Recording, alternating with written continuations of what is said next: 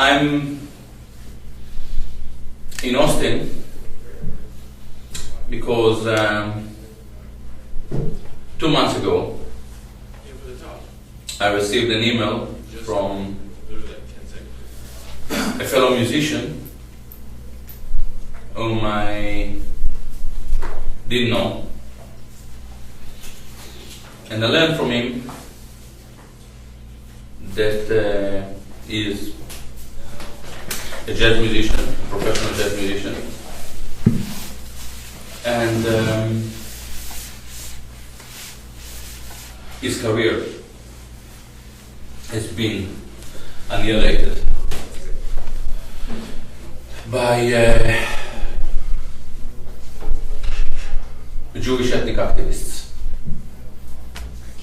because he said things that they didn't like. I was curious because I'm also a jazz musician, and I've been quite often harassed by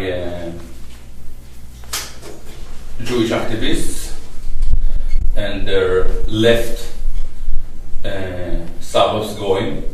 You know what Sabbath goyim are? It's a Jewish traditional term. The goyim, you know what goyim? Goyims are basically Gentiles. Yes. Sabbath goyim are those who work for the Jews on Sabbath, because the Jews are not allowed to work on Sabbath. In political terms, Sabbath goyim are those who take care of those small yet very important tasks Jews prefer to conceal or not to take care of. They're basically caretakers.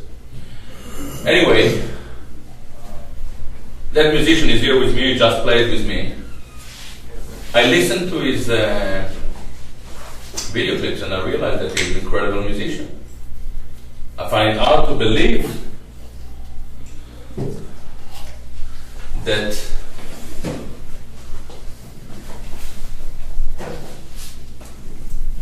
Jewish activists would be as desperate to run a campaign against a musician, to interfere with his livelihood, to cut his income, to put pressure on his girlfriend and her family. This is very, very low. I'm talking about Trevor Lamonte is here. I thought that he was probably exaggerating, but I promised him that I would come to play with him. I met him yesterday for the first time, and I realized that the way he described the situation was actually moderate in comparison with what it is. I stayed with his family today, and I could see that even his parents are in a state of anxiety. Am I exaggerating? No. We are terrorized, ladies and gentlemen. I realized that a lot of American soldiers were sent to the desert in Afghanistan, to the mountains to fight terror, but we could save them the journey. Terror is here, in Austin. When it comes to me, there are pages after pages of quotes of mine they don't agree with. I'm very happy to own all my quotes, and I always do. But when it came to Trevor, I tried to figure out what was his crime. His crime, what they quote, is him suggesting that Hitler was actually very, very popular in Germany. Ladies and gentlemen, this is a fact. It is an embarrassing fact, maybe, but our role as intellectuals is to explain historical facts, to explain the historical context in which they take place rather than concealing them. There is a lot of concealment going on. History in general, especially in the West, in the Jerusalemite West, unlike the Athenian West we were a few decades back, is a clear, systematic concealment. Jews want to conceal the fact that wherever they go, it always ends in a disaster. This venue today was subject to harassment by a guy called Craig Berlin. I don't know Craig Berlin. Are you here? Is Craig Berlin here today? None of you is Craig Berlin. If Craig Berlin is a free country, if Craig Berlin has a problem with Gilad Atzmon's thoughts or Trevor Lamonte, this is the place to express his thoughts. But he preferred to mount pressure and to terrorize a bookshop. Is this what you expect from the people of the book? These are not the people of the book. These are the people of the book burners. He is a book burner. I'm a writer. I wrote a few books. I'm published all over the world in more than 30 languages. If you have something to say, this is the place. I'm not violent. Usually I can be violent, but I managed to end it in the last. My affection to violence since I left the Israeli army.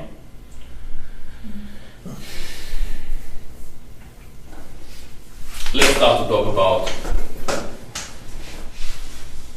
some interesting topics. The left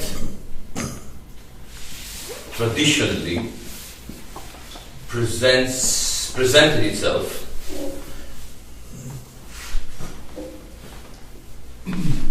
as an attempt to bring a better world along. They told us that we should live in equality, egalitarian society. We should share the wealth. It's beautiful.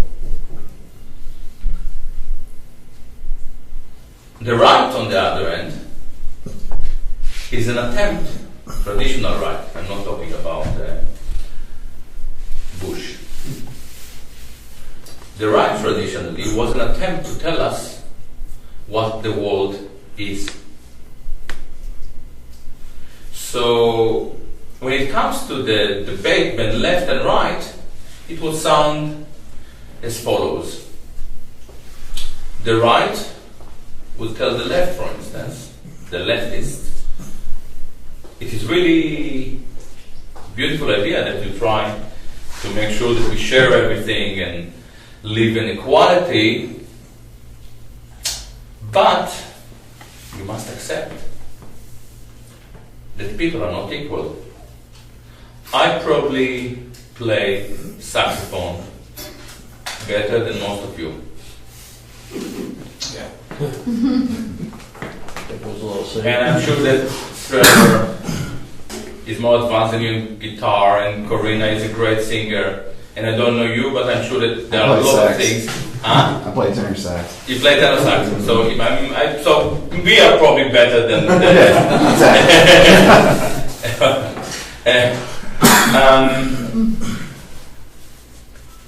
But I'm sure that many of you are better than myself in a lot of things.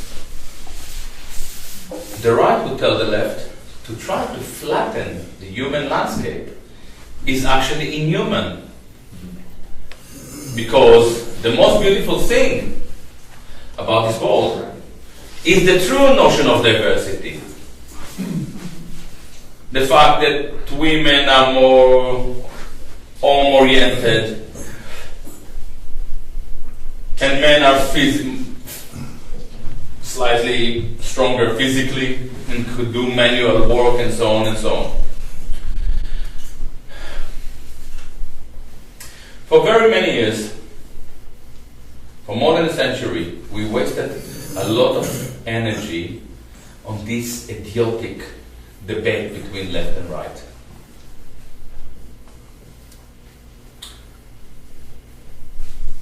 But I'm going to introduce today a revolutionary way to examine the relationship between left and right.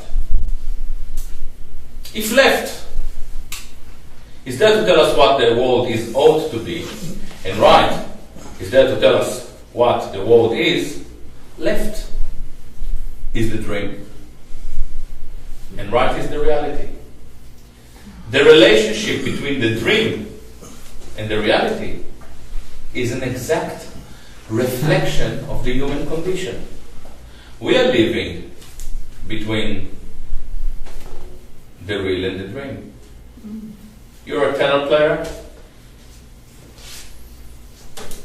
You may dream that one day you'll wake up John Coltrane, but you wake up Coleman Hawkins. Well, that's fine. It's okay, I'm sure it's nice. We are torn between the dream and the real. The magic of liberal democracy was that it facilitated such an reflection or mirror image between the political system and humanity. It's very unique. Do you remember Francis Fukuyama?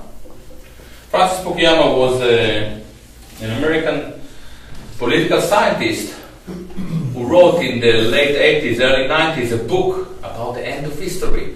He said, that's it. We found it. We found it. We know. Liberal democracy. Free market.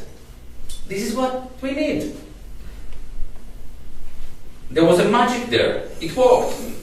Back in the 70s and the 80s, we didn't think that the world was perfect, but we felt that there was kind of a continuum between us and the state, between us and the West. And things were wrong, but we felt that we knew how to repair them. This is why you had so many activists in America. To be an activist was an attempt to fix the system. But Francis Fukuyama was actually very wrong. Because when he was writing his book, there was already a split, devastating split, between the humane and the politics. The political world started to drift away. Look at us now. There is zero reflection between who we are and government. We have been reduced into a bunch of consumers, and the role of government is simple: to facilitate consumption.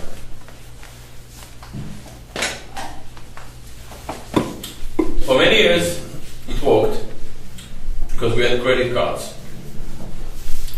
We were buying a lot of stuff, iPod, Schmipod, Nipod, Guypod, Zypod, with the money we believed we had. And one day the bubble burst and we realized that this game is over, and basically we cannot buy anything anymore with the money we never had. But here is the problem. We are living in a free society, We are living in a free society. I mean, you regard yourself as a free society, don't you? I'll take a free. I mean, sometimes I'm slightly cynical.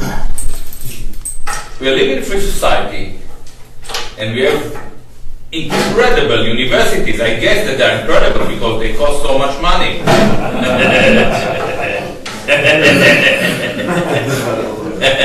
Don't know if somebody pays 50,000 a year for a course in calligraphy. It must be incredible. We have incredible universities, incredible papers, incredible TV, so many news channels, and somehow nobody was clever enough to tell us that the humane and government are splitting, drifting away.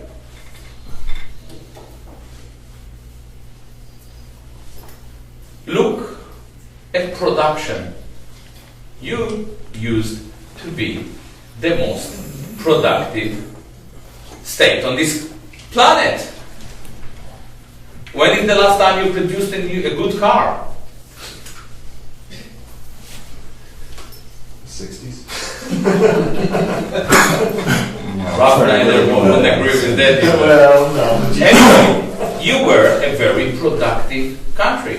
Where was the left when production was kicked out of the window? Production is the most important thing. When I was a kid, all political parties were there to promise was work. Work is the most important thing. You wake up in the morning, you go to work, you produce something, you come home 6 o'clock, 7 o'clock, 8 o'clock, 9 o'clock, and you don't know that you're worth something. We had working class. Now all we have is workless class. Where was the left? Where was academia? Where was the press? When Detroit was reduced into Hiroshima. I tried to look into it, and I realized that you couldn't think about it. You didn't find the words to express your dismay. You were silenced intellectually, spiritually, and politically. How? Very simple. Political correctness. What is political correctness? Political correctness is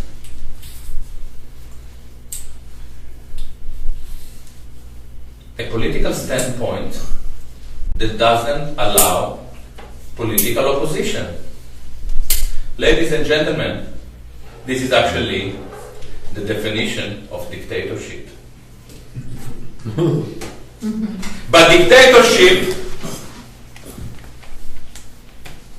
is much nicer. At least you know who is the dictator. You can gather in the pub, swear, do something. But in political correctness, it is you who censor yourself. Political correctness teaches you to lie. If I tell you, listen, it's politically incorrect what you just had in mind, what I try to tell you is that you're probably right, but just keep it to yourself. By telling you keep it to yourself, I actually tell you, don't even ever think about it. I chop out, I castrate you. That's exactly it. I castrate you. Political correctness teaches us to lie. It castrates us. It teaches us to think inauthentically.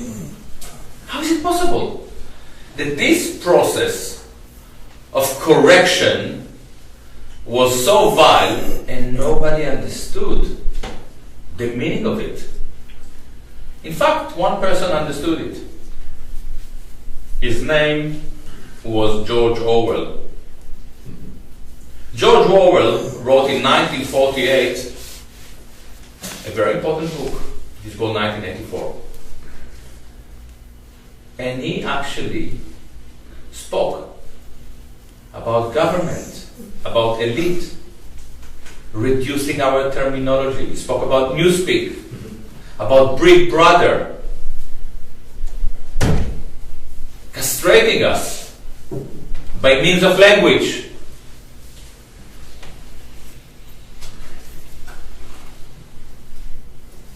And then, George Orwell is something that each of you read in school. But they didn't tell you that it was about you. You thought that it was about Stalin. No, ladies and gentlemen. George Orwell didn't write about Stalin. He wrote about England.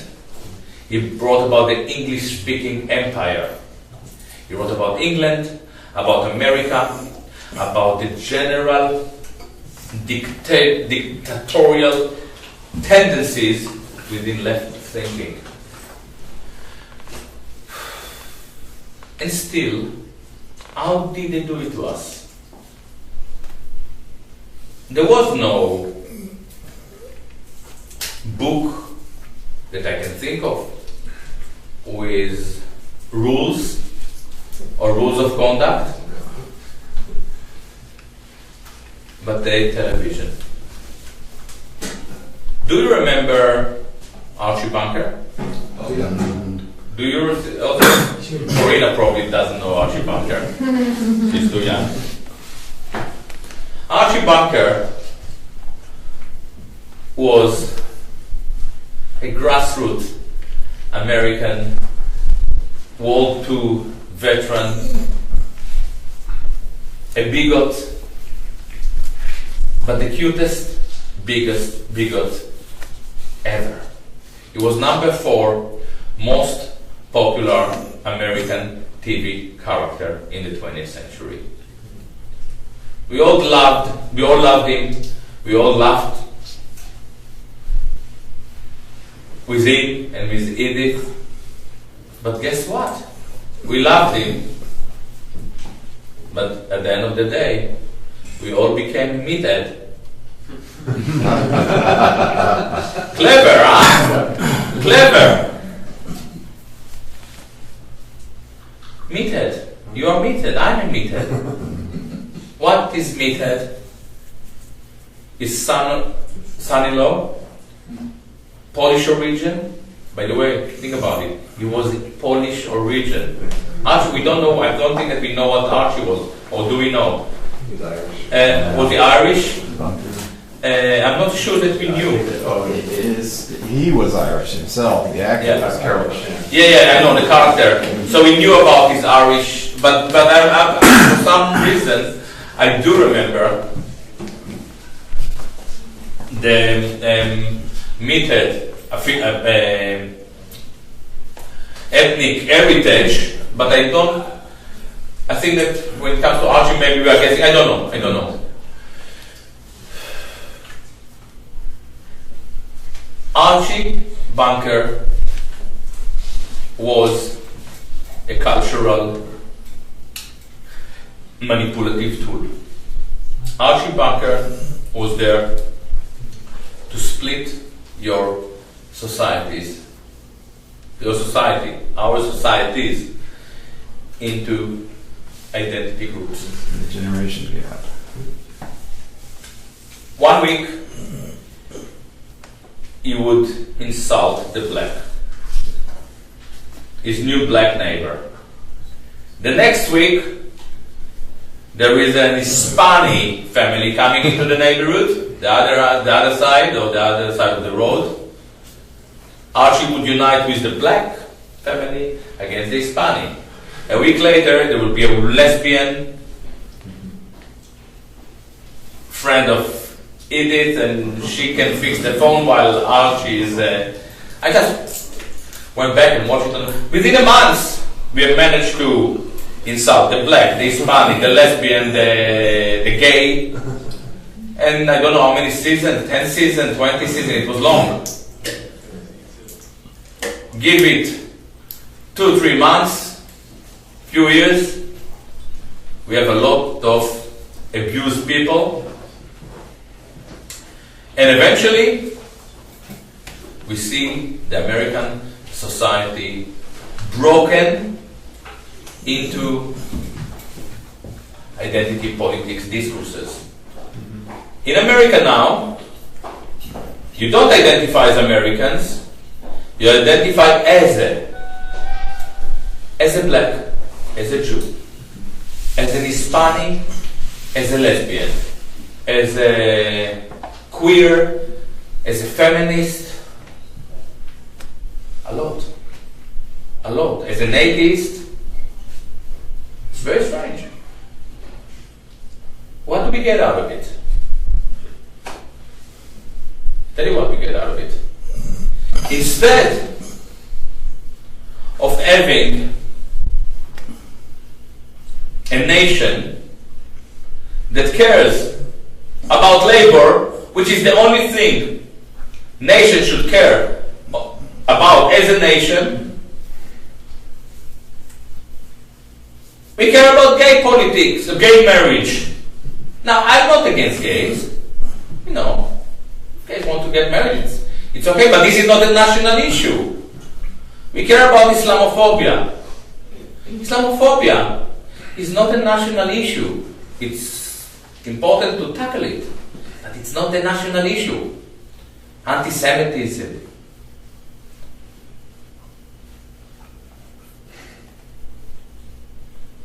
We have managed to voluntarily segregate ourselves. We ghettoize our society. Who did it to us? This is not the left. This is actually against the most important instinct, intellectual instinct of left thinking. Within the original lefty perception,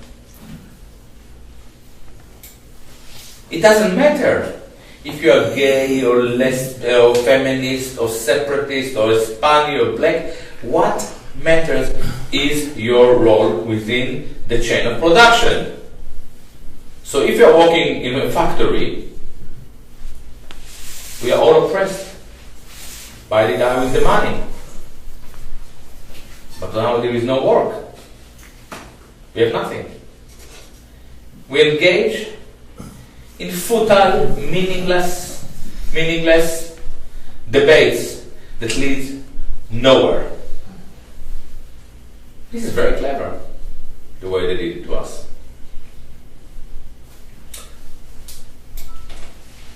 I looked into it and tried to understand how they did it.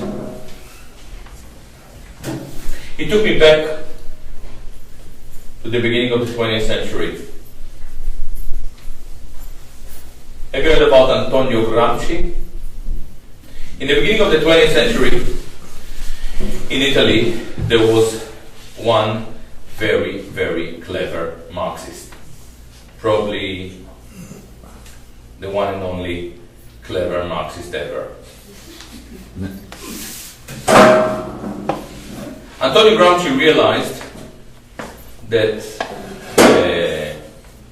communist revolution is a fantasy. The workers are not going to stop one day and go to demonstrate.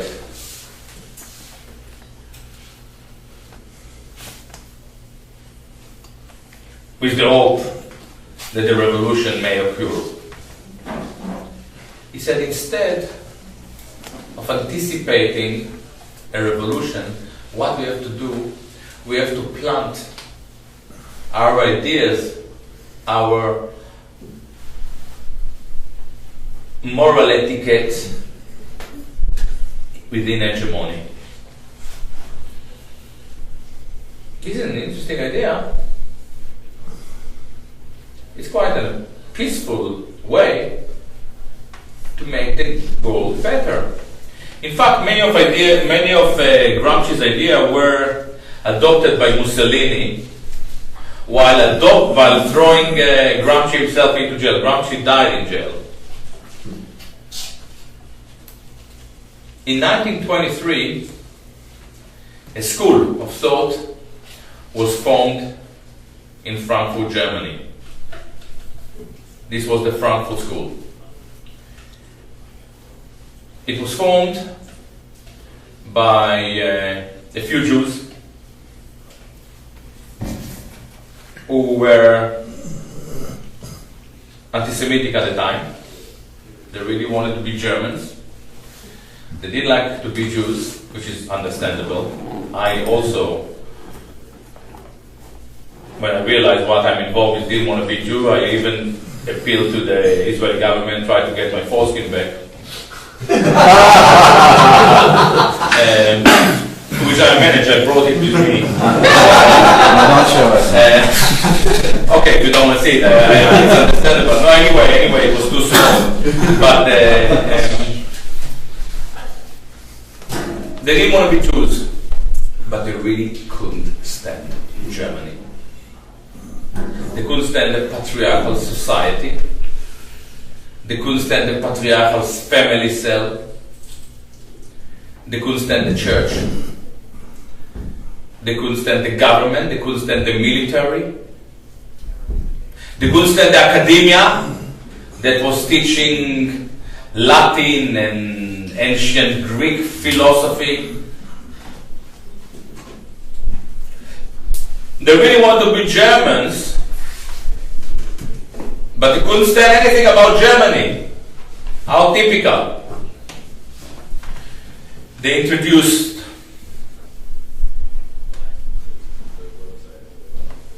gay politics,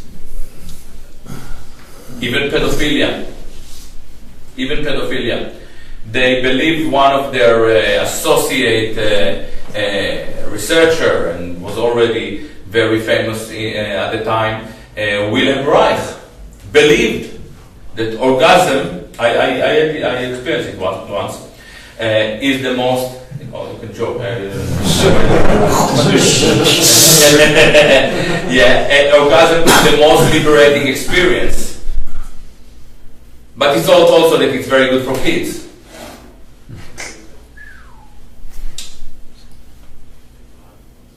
They were set to destroy academia.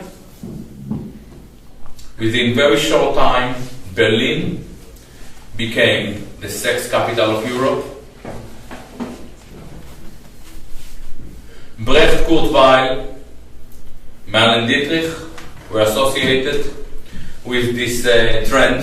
They were not Jews. They were obviously, the Jews were the founder or the intellectual founders of this thought. You know, the cabaret culture, Liza Minnelli. And for me, it's very interesting because I was raised as a Jew, and I was fascinated by the cabaret.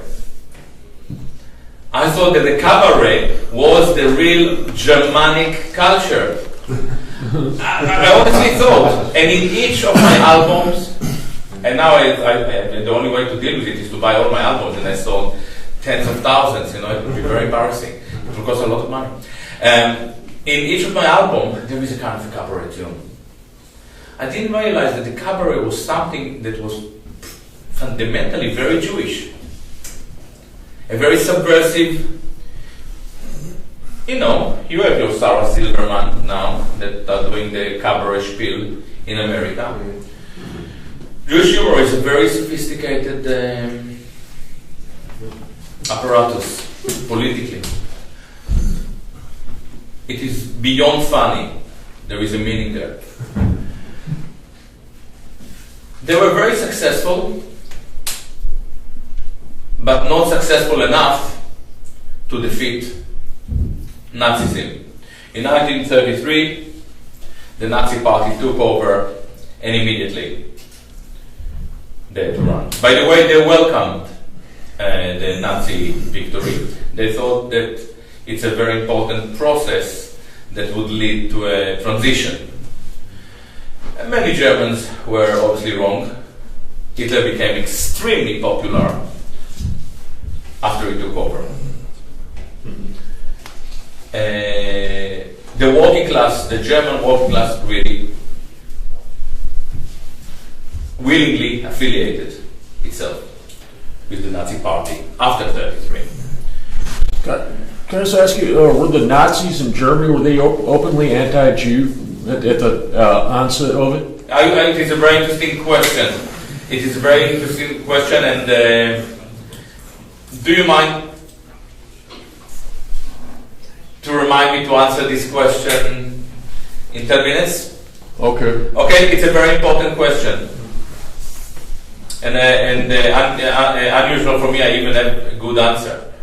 When I don't have a good answer, I just say it's a very good question and I ignore.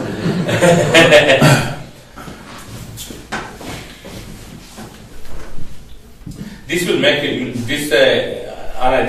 me look very fast, I guess. Because I'm not. Looks like the top of your head. Okay. Not very centered very well. Dates 1933, they had to run away. Came to America. John Dewey welcomed them in Columbia University. They formed a department. Very quickly, they spread to LA, later to England. They formed the Tavistock Institute. And from this moment in your history, a process of radicalization that is largely communist, some even say funded by the Fourth International, start to take place in this country. The main thinkers within this school are Adorno, if you heard about him, the master of the scholar of cultural industry. Possibly behind the Beatles. Possibly behind the Beatles somehow too. And yes, Horkheimer definitely was behind the Beatles. And you remember that I said that they were anti-Semitic in Germany in the early days. When they came to America, they realized that in America things work differently. And when Adorno wrote is one of most important texts, the Authoritarian Personality, it was actually funded by the Jewish American Committee. So they were not very anti-Semitic anymore. You know, people change, which is understandable. The peak of this movement was in '68. Herbert Marcuse, who came with them in '33. Do you remember the '68 revolution, student revolution? It was there to dismantle your universities, to make your universities not hubs, a hub of scholarship and understanding, of being and rootedness. The uprooted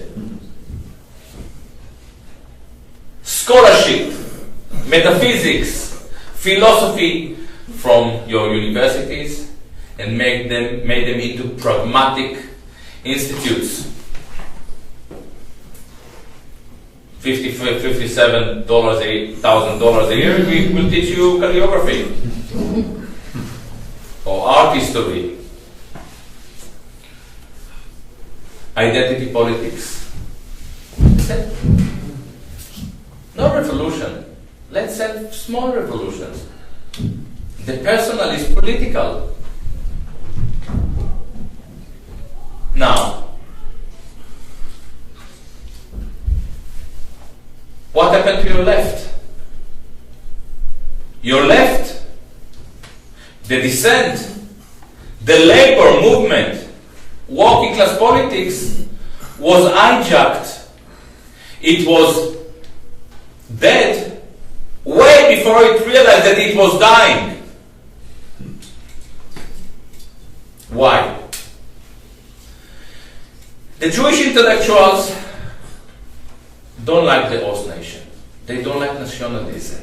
They don't like patriotism. And we know why. Because they have been persecuted by those concepts. By the Ost nation, by nationalism, but by patriotism. They want to turn society into a collective of synagogues, of godless synagogues. The synagogue of the black, the synagogue of the women, the synagogue of the lesbian separatists, the synagogue.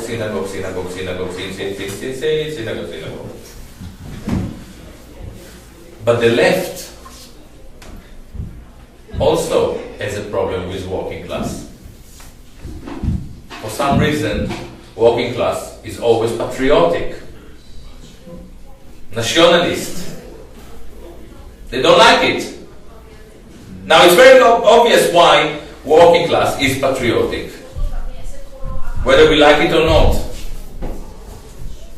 For a person in a working class, person, it's a lot of fun to identify with the flag. And in Texas, you have fucking big flags. I've never seen such flags.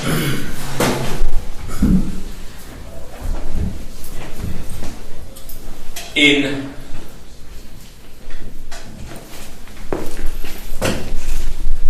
working class, for working class people, it's a lot of fun to identify with landing on the moon. You suddenly take part, belong to a very successful narrative. For working class people, it is a lot of fun to identify with atomic bomb that wins a war. You become suddenly part of a scientific, technological, military achievement. Not that I accept it also, but this is how it works.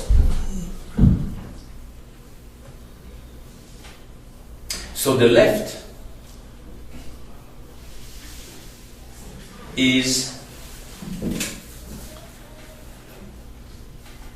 has in it a certain level of indignation towards working class. What we see here is a bond between this Jewish attempt to break the working class, to break the nation. It is supported by a similar tendency by the left. And this is where we are now. This is where we are now. You cannot get a single thing together. It's not America, it's America, Britain. I don't want to talk about France because in France something interesting is happening now. You don't have dissent. You cannot unite. You are consumed by an endless sectarian conflicts. The gays and the Muslims, the Hispanics and the black, and it's a nightmare. And all that time, big money is having a party. And all that time, corporate culture is sinking in. I don't think it's now, it can't sink anymore. That's it, we are there. I'm not American, although my accent is very American. I'm not American, but If I would tell my dad in 72 that in 2014 or 2008 you can get fired from a job and you have to leave your desk within 20 minutes, he wouldn't believe me.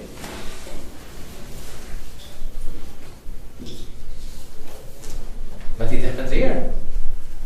In The Guardian, the paper of the left, you work 6 months or 1 year on, how do you call it, without getting paid. It's like an experience. Internship?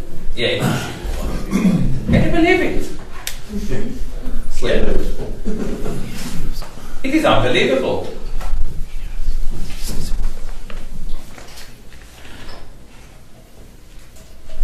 But in France now, something astonishing is happening. Have you heard about Dieudonné? Anyone here? No. Yeah. Dieudonné is a French comedian. He's probably my age, around 50, I think. 45 maybe. I don't look 50 really. No. Dieudonné is black. And 10 years ago, he came to realize he actually doesn't really care that much about the Holocaust. He said, I'm black. After 400 years of slavery and endless discrimination, I have my own Holocaust. I want to deal with my own Holocaust. Immediately, from being a hero of the left, he was reduced into an anti-Semite, Nazi sympathizer, and a racist. Black artist, racist. For telling the personal is political. Apparently, the personal stopped being political when you are black. But he didn't give up. He started to take a lot of flack. And he said, and you know what? I also don't like your Jewish state. I find it racist. It didn't make him very popular in the Jewish quarters. 4 months ago, the French socialist government decided to finish him off. He is a very popular comedian. He's the most popular comedian in France. He had a tour of 20 concerts, 4, 5, 6, 7,000 people every night. It's slightly more successful than me tonight. Because I'm here to tell you about politics. If I do jokes, you saw it, the false me, you know, as a cracker. Anyway,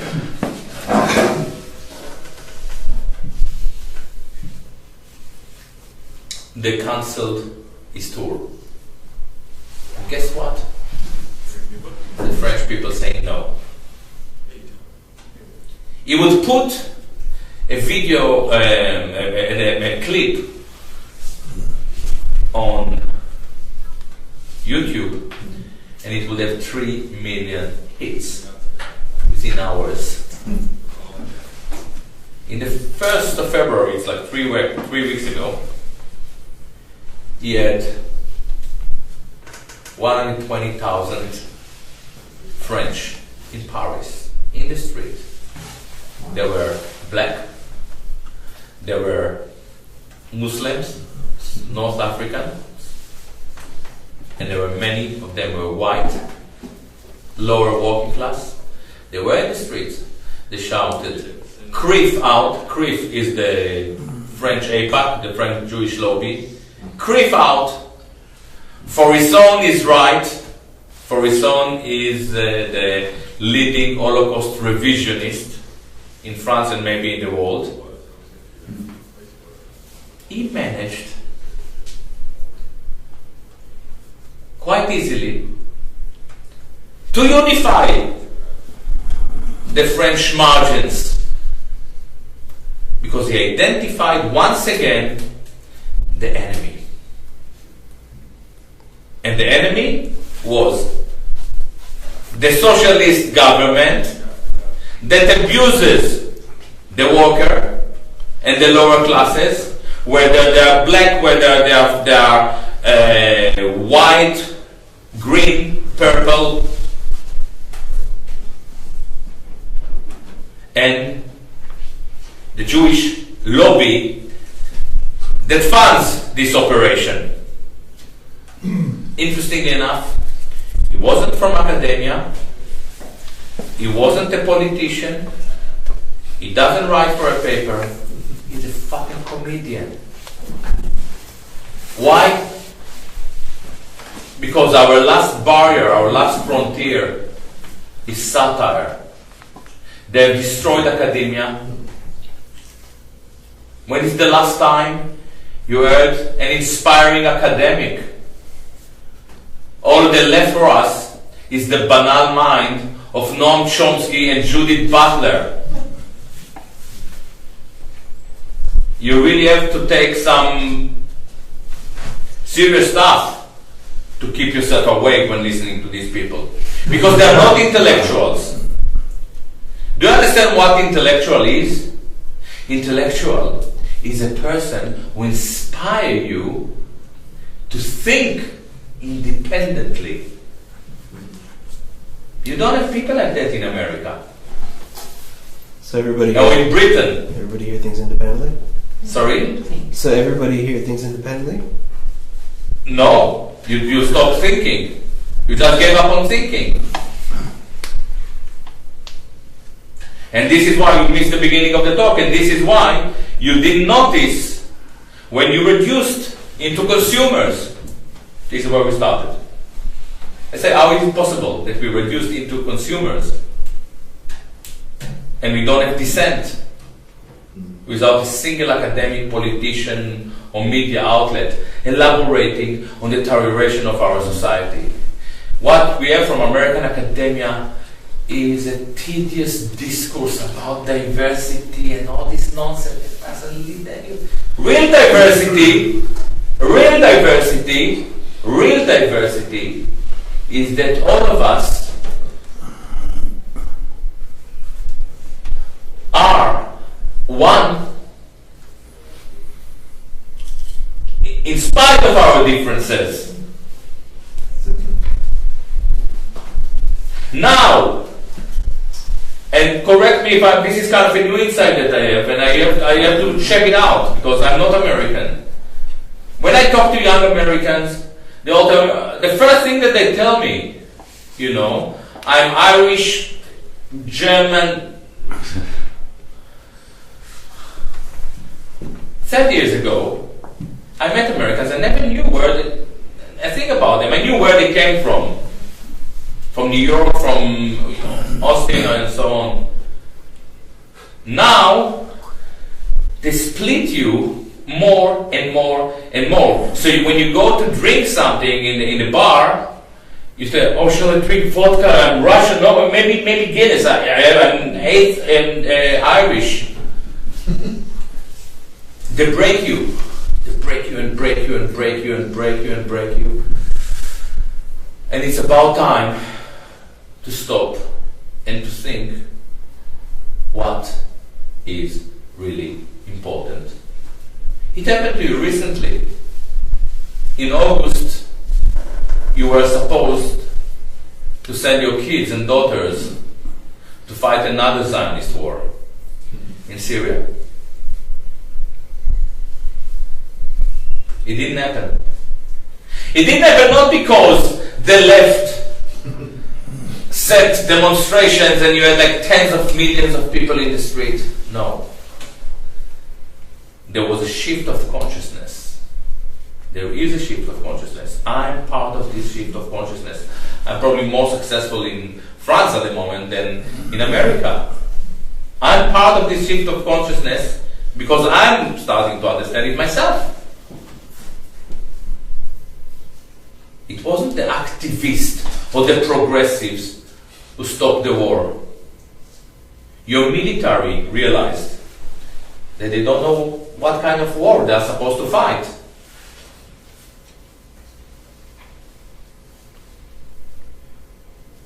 And many people said, no, we don't want to fight another Jewish war, but your administration still didn't know how to evade this idiotic war.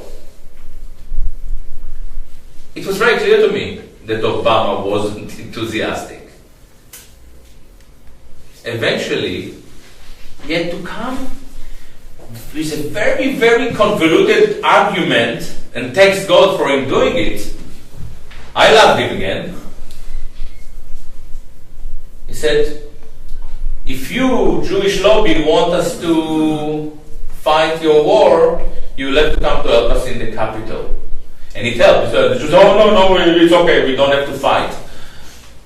But try to think, is your president, the president of America, has to use such an embarrassing tactics just in order to avoid an idiotic Zionist war?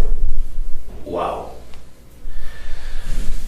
I'm not an activist, obviously, and I don't tell people what to do.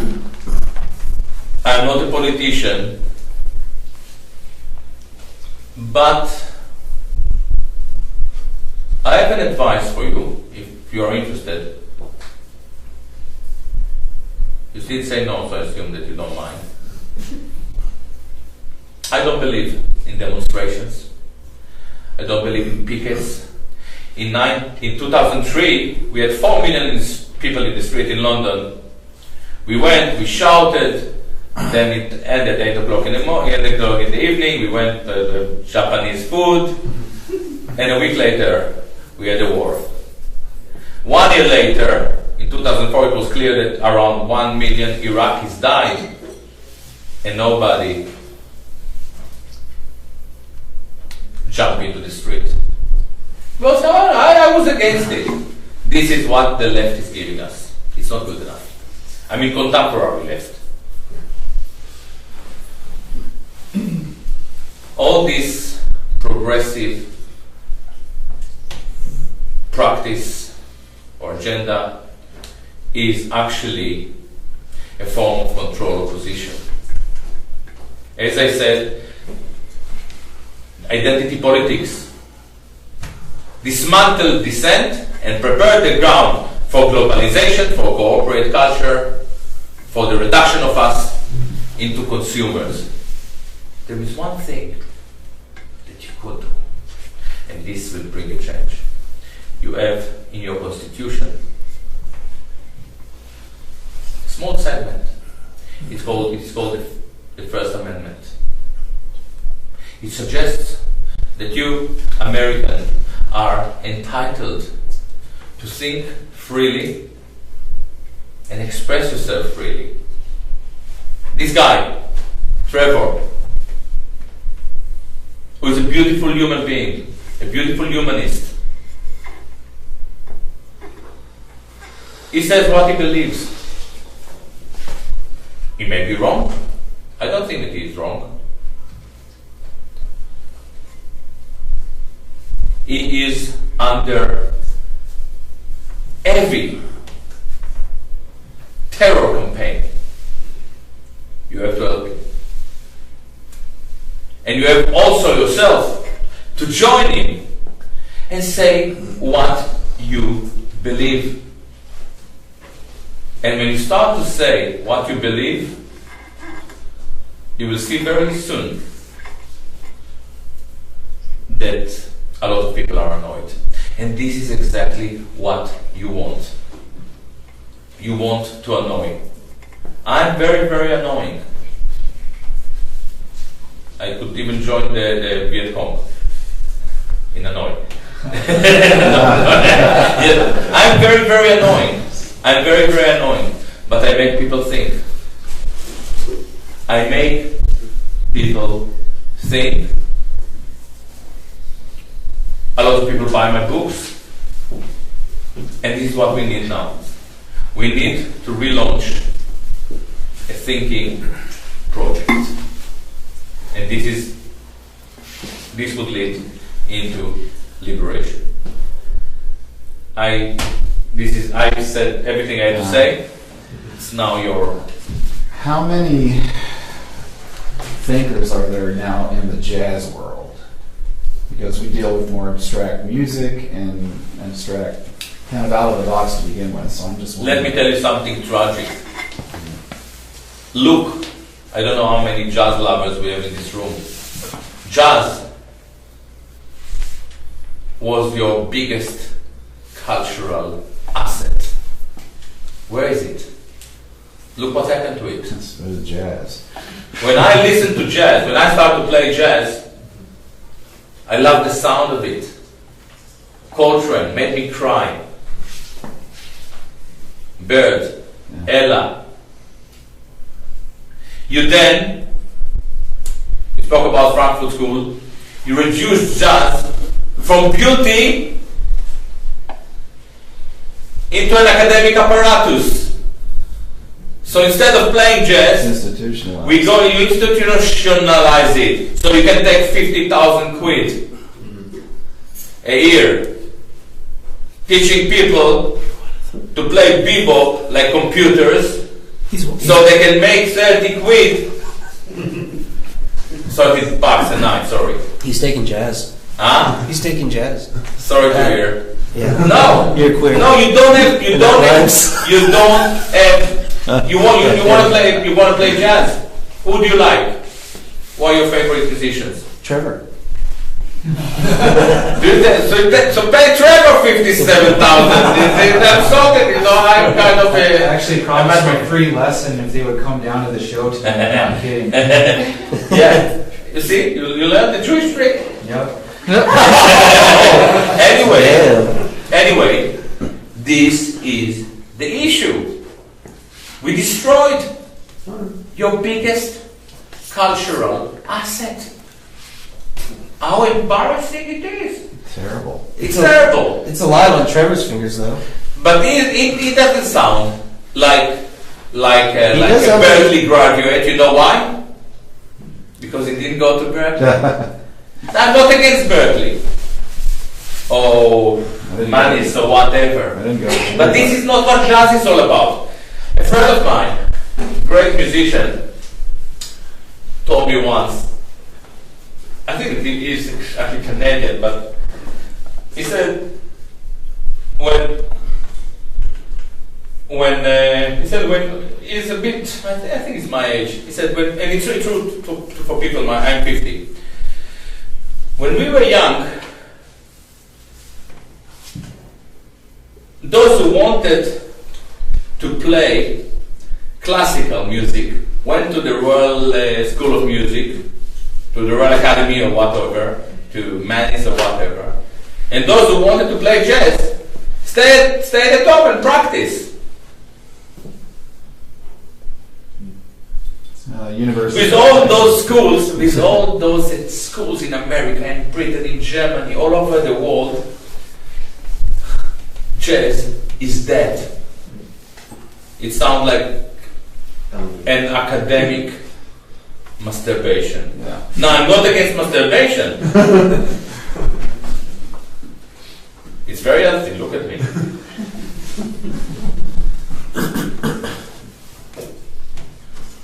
So what elevates masturbation to academic masturbation? There's lots of that. You sound Scottish. Are you Scottish? Well, I was the last time I looked. It's nice. You sound like Shetland, man. Oh, get away! No. Where are you from? I'm from Falkirk. That's midway between Glasgow and Edinburgh. Yeah, Edinburgh. Nice. It will make me feel at home. I live in Britain. I know, Yeah. In London? In London. Which part? Northwest. Oh. Cricklewood. Oh, okay. Irish. Yeah, I'll be on the paddies. Anyway, it doesn't matter what. You ask what elevates academic into masturbation. To start with, I would say what reduces academia into masturbation. And this is very clear. Very, very clear. when we were young, I mean, I'm still young, unlike you. When we were young, there was still a very clear dichotomy between activism and scholarship. Activism was an attempt to bring along a nicer world. Scholarship was an attempt to hit the truth, to get at the truth of things. In the new left, post-Frankfurt school, this dichotomy is blurred. Noam Chomsky presents himself as an activist. Ilan Pape, for instance, but he is an activist. All these academic activists are committed to social change, so they compromise on the truth, and we end up with a collective masturbation. Now, masturbation is really something that you should do alone. You ever tried telling that in Parliament? You're right. You're right, and this is why we have society. Politics is really drifted away. Yeah, there's a house full of wankers. Yeah, a lot of wankers. I'm also a wanker. I'm the one who cares. Oh! Anyway, any more questions? Could you elaborate on... Can you come closer so I can hear you? Can you elaborate on what you just said about how the truth is sort of sacrificed? And you used Noam Chomsky as your example. Like, where is he, steering us away from the truth? Okay, Noam Chomsky is not really a bad guy. He's just extremely boring. He's not a really bad guy. He's not one of those gatekeepers. Even when he tried to subvert what I regard as the truth, he did it in the open. So, for instance, when Walter Mearsheimer came up with this very important book about the Israeli lobby, even they were afraid to say the Jewish lobby, but because they call it the Israeli lobby, Chomsky was amongst the first to criticize them and to subvert the truth, but he did it in the open. The problem that I have with him, or with Butler, or it's quite. The thing is that even if you try to think to name some intellectuals, we cannot even name English or American intellectuals anymore because we don't. We don't have spiritual. We don't have Heideggers and Schopenhauers and Nietzsche's and Kant's. I mean Kant, the philosopher. And it's because they are not excited about this true notion of aletheia, the truth. Now, the German intellectuals in the beginning of the 20th century realized that there is a clear and very crucial distinction between Athens and Jerusalem. Athens was about truth, about ethics, about tolerance, many gods, and many shades. And love was free for real. Not because I have to identify as a gay if I want to be with a boy. I don't. I could just love a boy because that's what I feel today. This was Athens. Jerusalem, they realized is the opposite. One God, yes and no binary opposition. no tolerance. If you don't believe in God, we slay you, we kill you. We slay your throat.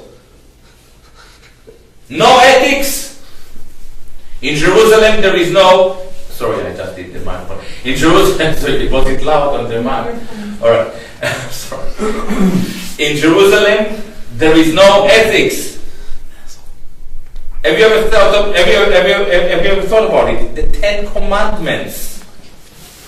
This is the opposite of ethical thinking. Don't kill. Don't drink. Don't do that, don't do that, don't do that, don't do that. Laws. This is not ethics. These are laws. Ethical people don't need laws. You know that it's not nice to kill. Chomsky, Butler, identity politics. This is Jerusalem. Many Jerusalems. Jerusalem of the black, Jerusalem of the gay, Jerusalem of the Jew, even the Jews are Jerusalem. Jerusalem of the Zionists, Jerusalem of the anti-Zionists, Jerusalem. And we have collective ideological discourses that do not allow us to move. I started this talk talking about Trevor. Trevor stood up and said, Hitler was very popular in Germany. Should we call him a dictator? Now this is a legitimate question. Instead of addressing this question, they invested this guy, what is his name, Greg Berlin, from this town, runs a campaign to destroy him, putting pressure on his family, on his girlfriend, on her family, on all his friends, on musicians. This is Jerusalem. Spinoza went through it. It's called Cherem. Daniel de Costa went through it. Jesus Christ, do you remember there was a guy? He went through it. They nailed him to the wood. I don't care about the question who killed Christ, but I'm pissed off with people who kill Christ around us, within us. And this Craig Berlin is a Christ killer because he tries to murder this beautiful soul, and he doesn't even understand it. And more than anything else, he brings a disaster on himself because he's doing it as a Jew.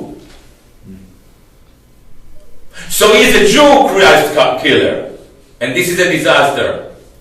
And I don't know Trevor that for that long, but I'm sure that you will find forgiveness in you. But this exact forgiveness is the thing that this Greg Berlin cannot find in himself. And this is the difference between Trevor from Athens and Greg Berlin from Jerusalem, who apparently lives in Austin. Athens, Texas. Sorry? Athens, Texas. Athens, Texas, yeah. Yeah,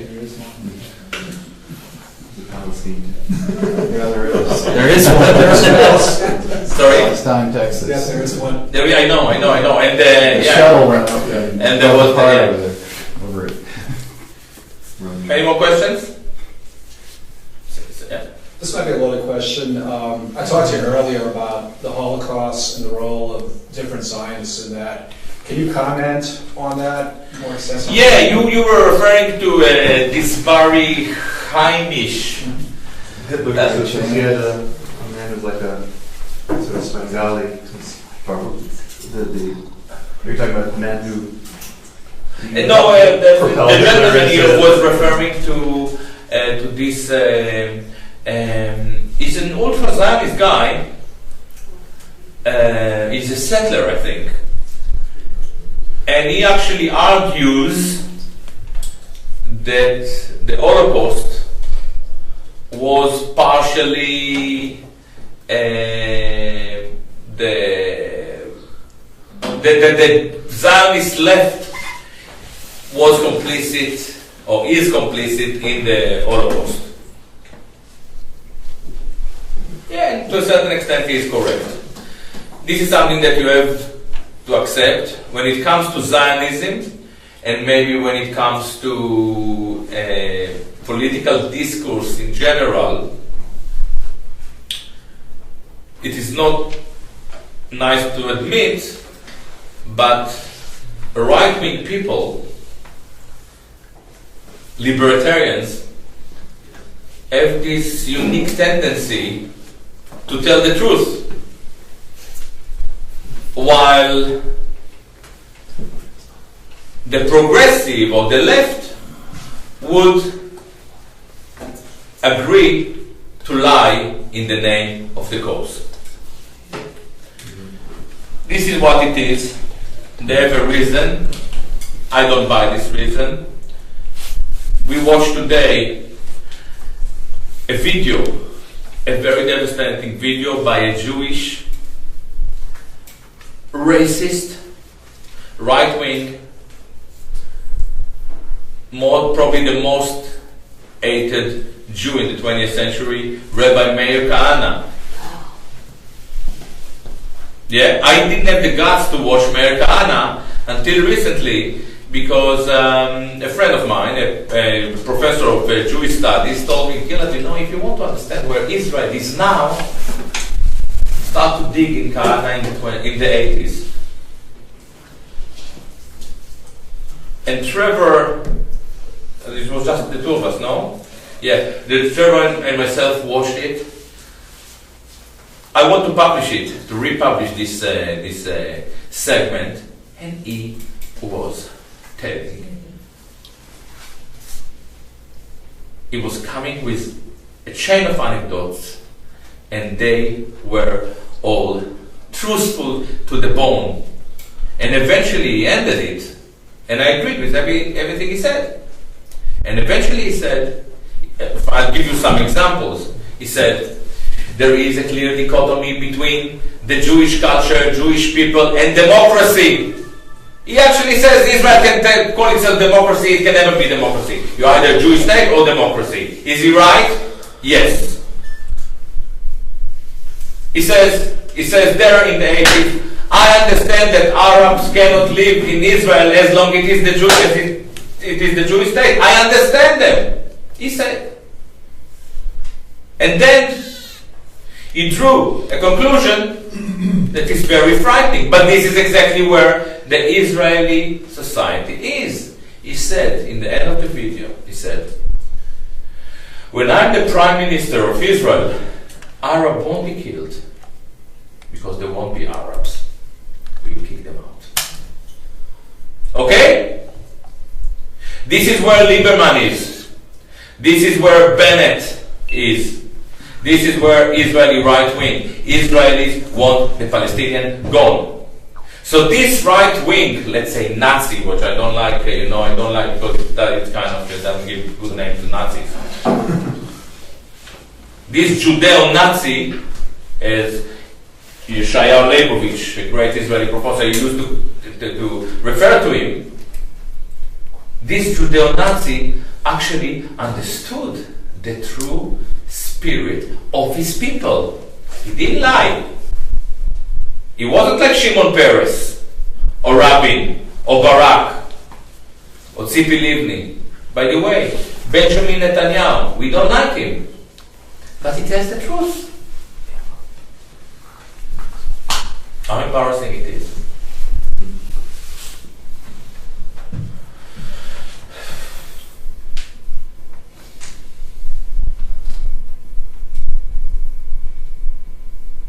Any more questions? Yeah. We really want to call the Israeli right wing the right wing when it seems that about 92% of Israelis want all of Palestine gone. I mean, Palestinians gone. What percentage of it? 92%. 92%, yeah, so I have 2%. So is it really a wing, I don't like, I think that you're right, you're so right. Because we like because we have this myth that Israel is a Western democratic state, we like to think that we have a discourse, a dichotomy between right and left. Nonsense. By the way, this was the dream. The Zionist dream, let me shock you, the Zionist dream was the most beautiful dream. They said, we are ugly people. It's not Gilad. These are the early Zionists. It's Herzl, Nordau, Jabotinsky, Bochum. They said, we are awful people. We are capitalists, we are usurers, we don't work. But it's not our fault. It's not our fault. It's because we don't have a land. Once we have a land, we will be civilized. And they went to Palestine and they started to work in the fields and built houses and did wonderful things for at least 2 weeks. Then they found out that the Palestinians were cheaper. I'm talking in a metaphorical. But we have this image that they invest in, presenting Israel as a liberal society. If you are a tribal society, they are a tribal society, racially driven. If you are not a Jew, you'll find it very hard to immigrate to Israel. While many Israelis can immigrate to this country. Anywhere else. It's a racially driven, I do the driven, so to understand in Scotland. A racially driven society, expansionist. It is actually Nazi-like. And this is exactly the kind of truth we are supposed to consider in order not to offend the Jews. The entire Palestinian solidarity discourse is a set of fake terminology that is set cleverly and carefully not to offend the Jews. And guess what? They achieved nothing. And guess what? They were not supposed to achieve anything. It's all there. It's a peace, P-I-S-S process. That's right. P-I-E-C-E. Peace-taking process. Maybe last question? You were in the IDF and I'm still. Well, I don't know what I don't know much about it, but I've seen a lot of. I know that there are a lot of young Israeli, soldiers, of all ranks and all branches that are saying that they've had enough and they do not want to. You're right. Looking at, and I'm thinking, how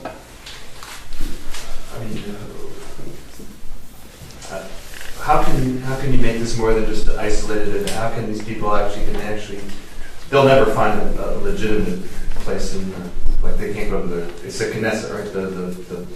Let me explain. I know where you're at. I don't know where people, like I said, how did they get to some traction to say, listen, why don't we stop flying our F-16s over the people's houses at 20 feet and you're right. They're ideologically, intellectually, spiritually, Israel is a genocidal apparatus. But life, I'm Athenian, so rather than looking at black, white, 1, 2, 0, 1 binary oppositions, what we see is a dialectic struggle. What we see is a dialectic struggle.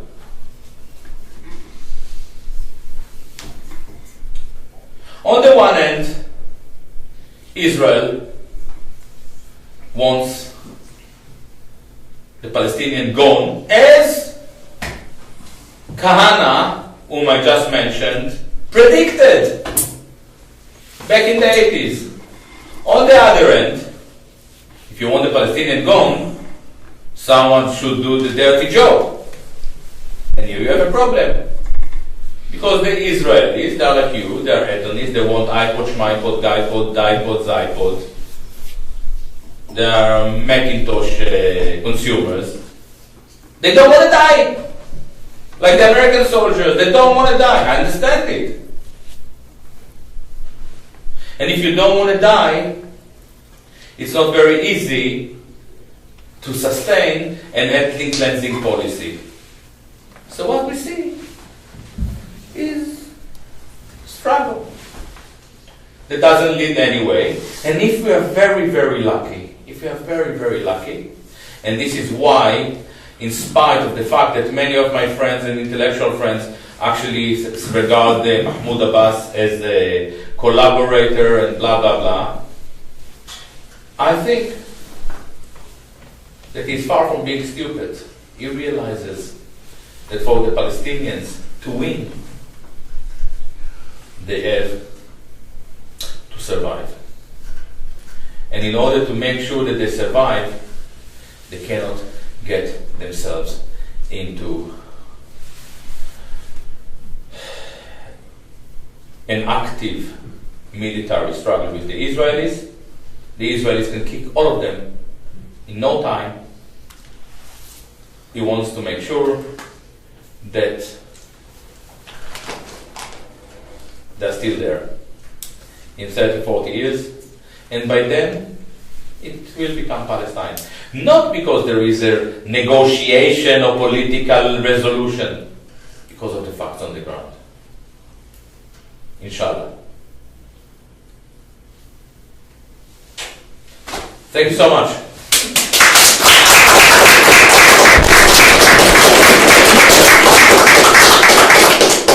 Now let me come with the Jewish part of the talk.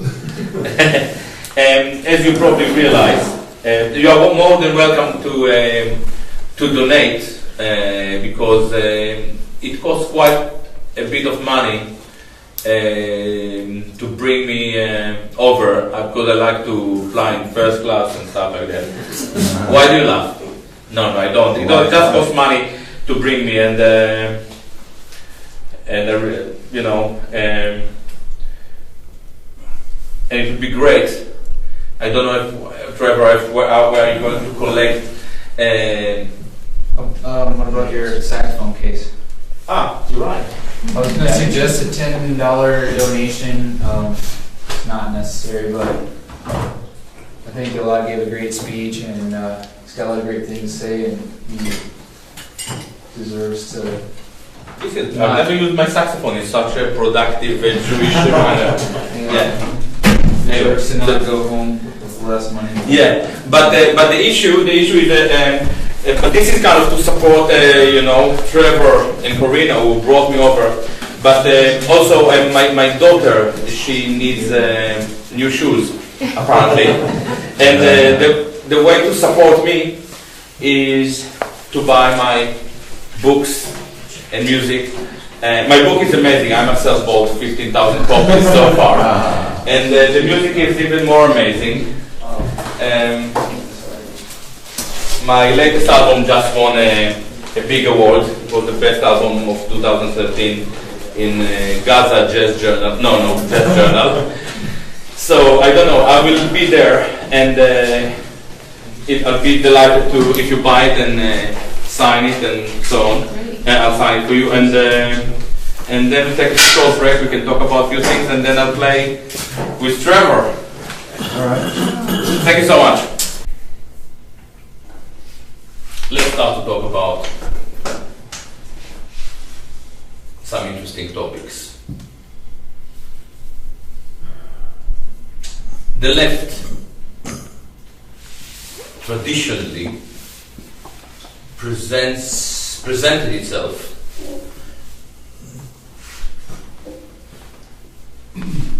as an attempt to bring a better world along. They told us that we should live in equality, egalitarian society. We should share the wealth. It's beautiful. The right, on the other end, is an attempt, traditional right, I'm not talking about Bush. The right traditionally was an attempt to tell us what the world is. So when it comes to the debate between left and right, it will sound as follows. The right will tell the left, for instance, the leftists, it is really a beautiful idea that you try to make sure that we share everything and live in equality, but you must accept that people are not equal. I probably play saxophone better than most of you. Yeah. And I'm sure that Trevor is more advanced than you in guitar, and Corina is a great singer. And I don't know you, but I'm sure that there are a lot of things. Huh? I play tenor sax. You play tenor sax, so so we are probably better than.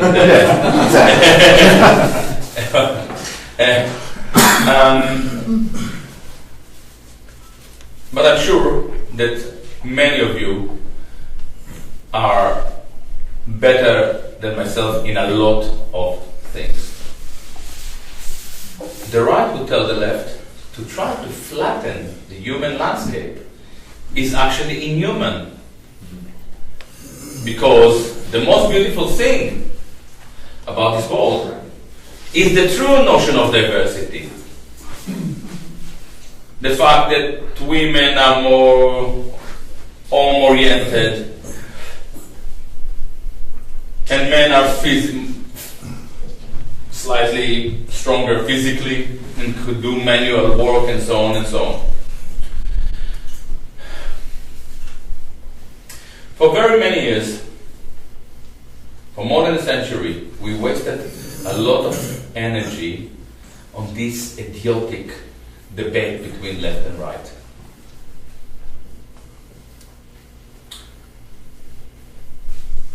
But I'm going to introduce today a revolutionary way to examine. No.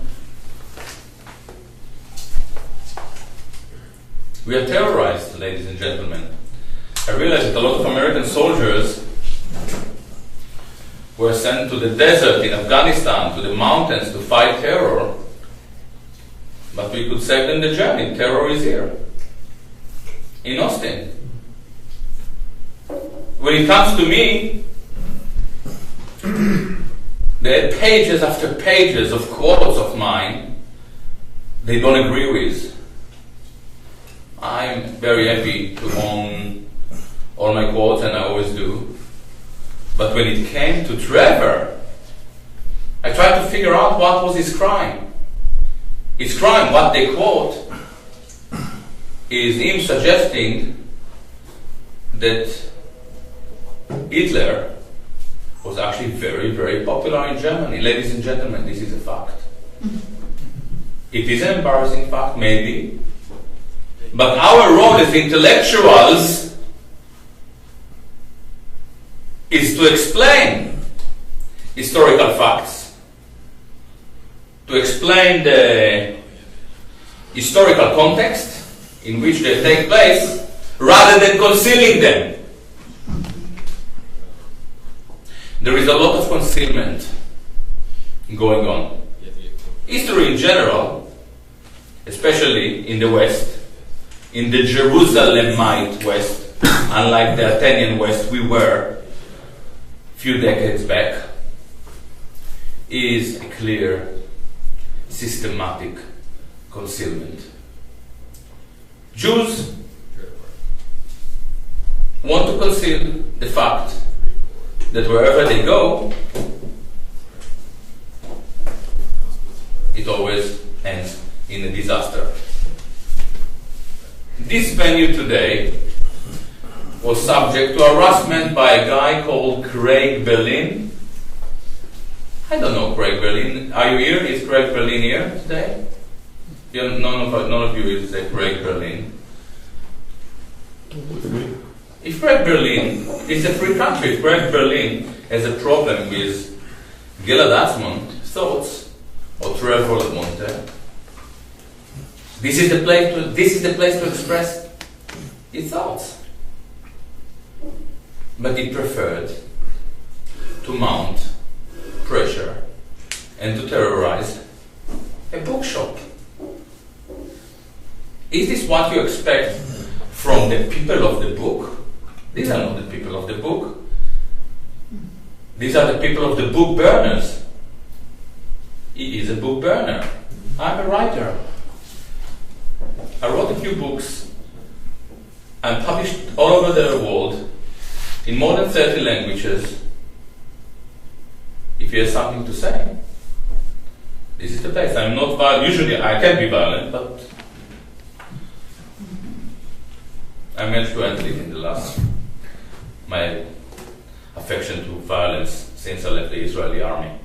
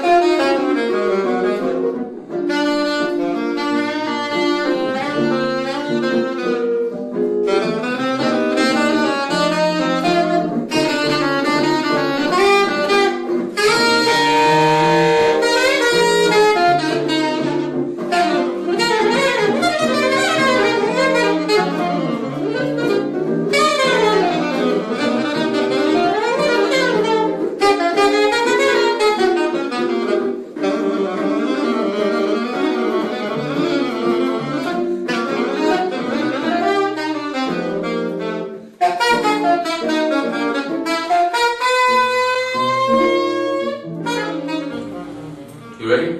Mm-hmm. Great.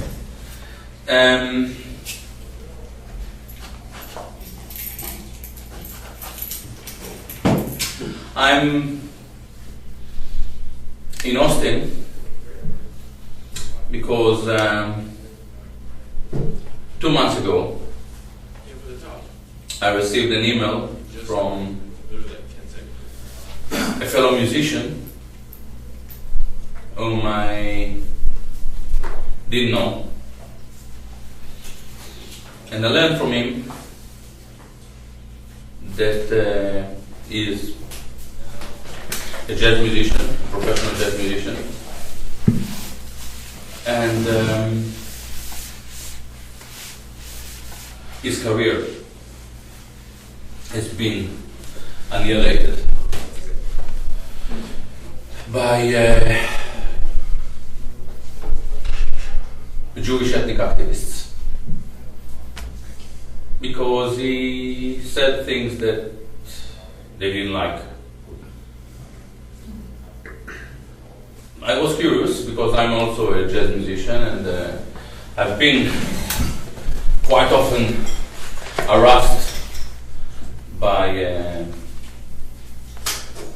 Jewish activists and their left Sabbath goyim. You know what Sabbath goyim are? It's a Jewish traditional term. The goyim, you know what goyims are basically Gentiles. Yes. Sabbath goyim are those who work for the Jews on Sabbath, because the Jews are not allowed to work on Sabbath. In political terms, Sabbath goyim are those who take care of those small yet very important tasks Jews prefer to conceal or not to take care of. They're basically caretakers. Anyway, that musician is here with me, he just played with me. I listened to his video clips and I realized that he's an incredible musician. I find it hard to believe that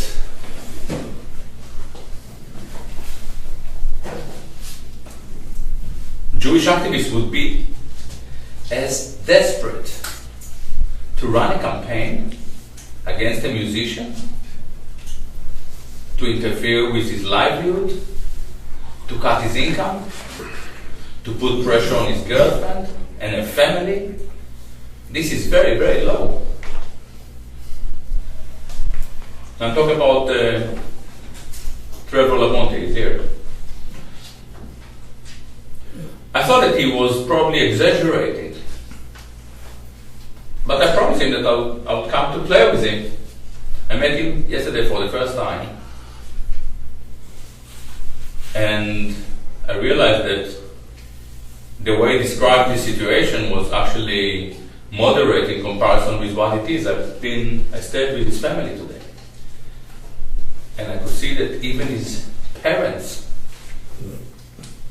are in a state of anxiety. Am I exaggerating the relationship between left and right? If left is there to tell us what the world is ought to be, and right is there to tell us what the world is, left is the dream, and right is the reality. The relationship between the dream and the reality is an exact reflection of the human condition. We are living between the real and the dream. You're a tenor player.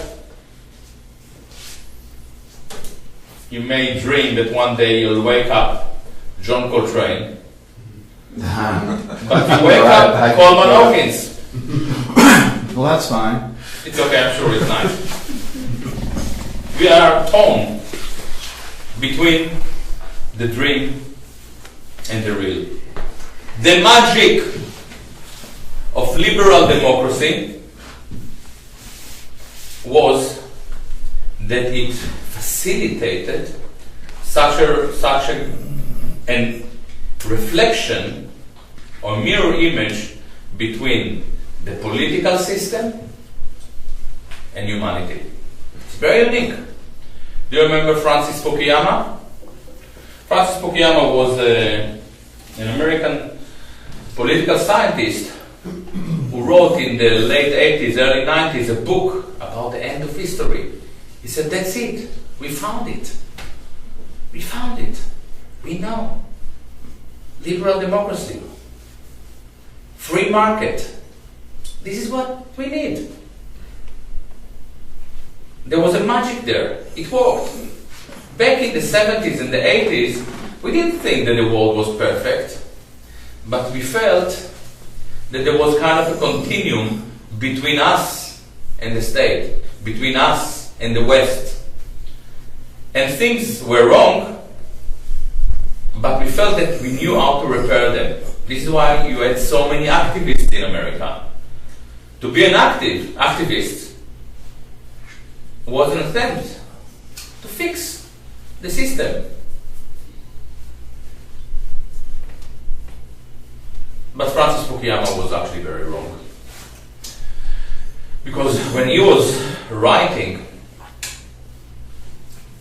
his book, there was already a split, devastating split, between the humane and the politics. The political world started to drift away. Look at us now. There is zero reflection between who we are and government. We have been reduced into a bunch of consumers, and the role of government is simple: to facilitate consumption.